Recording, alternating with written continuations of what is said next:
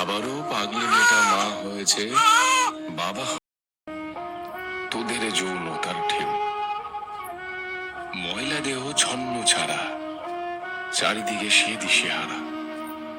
পুরুষ তোদের যৌন লালসার কাছে বলি যে হয় তারা। ভারসাম্যহীন মন, এটাই কি তাদের দোষ? পারলে এবার সত্যিকারের পুরুষ মানুষ তো এক মুঠো খাবারের জন্য সে হাতড়ে বেড়ায় আস্থা কর, আর সেই পাগলিরই ব্যবস্থা করিস নরক যন্ত্রণার আতর। তোর শুধু সে পাগলি বলে, আর আছে তার জনি, ওইখানেতেই আছে তোদের সর্বসুখের খনি। মা হয়নি পাগলি, তার দেহ হয়েছে মা। আর কতটুকু এবার তো থামা।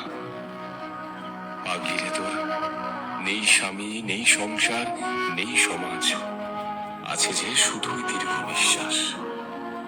তবু তুই সহ্য করিস প্রসব যন্ত্রণার পরিহাস।